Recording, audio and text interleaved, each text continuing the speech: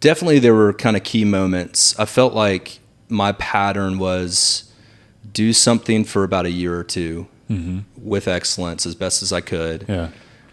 Chris and the team, the management team at that time were really, I mean, we were growing so fast. Yep. We were growing top line 25% to 35% every year for all the way up to 100 million in sales and before COVID. And it just felt like when that growth was coming each year, there was always some new problem to solve. Yep. Right? I've heard it said that growth creates complexity, and then complexity kills growth. So that's like the sequence, right? Of like we're growing, it's awesome. Yep. Now you got to add new policies, new procedures, more headcount, more PR risk, more So then you have all this complexity that you're dealing with, putting out fires, but then that takes you away from growth. Yep. It could suffocate growth. And so I felt like every couple years there was a big opportunity that, I would either raise my hand for and say, hey, I feel like I can solve this. Yep. And sometimes that was gradual or sometimes that was clear. So I went from working on campus, actually facilitating the fundraisers, like most of our workforce does. We hire a lot of people young out of college that are energizing the kids and the families and the educators, to doing just kind of like project management in our home office where we are now. Back then was like 4 people. And so I just needed to kind of hang around with Chris. I mean, it was project management / like his EA intern. Like I had some days where I feel like I was really moving the needle for the business. And other days where he's like, dude, you just need to go wash my car because I got a big meeting and I don't have time. And I'm like, all right, like whatever it takes. It was humbling, but, and then I went into, this is wild. We were very geographically dispersed in terms of, because Chris was building this and he had people standing up different regions, almost like franchises. It was all corporate owned. But a lot of our, what you would consider like corporate office was also running books of business. So you had people that were like, I want to build a book of business in Birmingham and I want to help Chris with IT or marketing or whatever. So you had a lot of people kind of wearing 2 hats, right?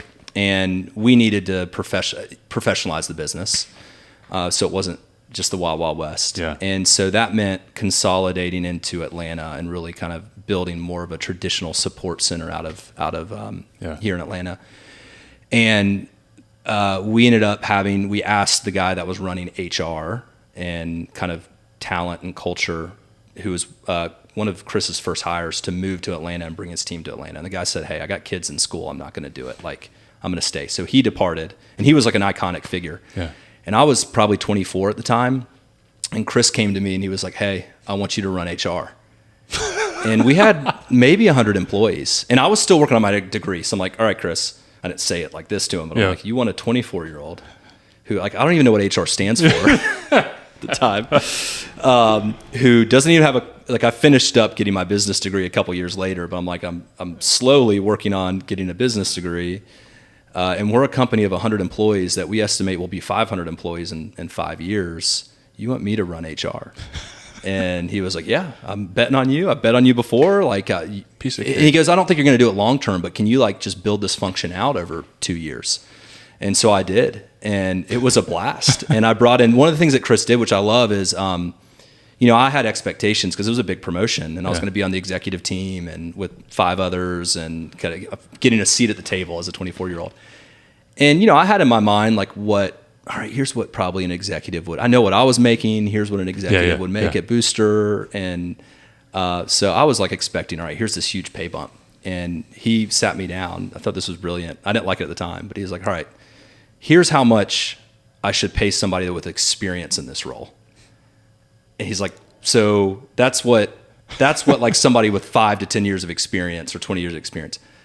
We're Booster. We're not that profitable right now. So here's how if money money doesn't grow on trees. So here's what I'm going to pay somebody, but here's what I'm going to pay you. And he's like, but I'm going to take some of that delta and I'm going to invest it into coaches and consultants and mentors for you. Yep. And so he really poured in, made that financial investment, and still guys to this day that are still coaches, executive coaches for me, mentors, guys I stay in touch with. So. Yep.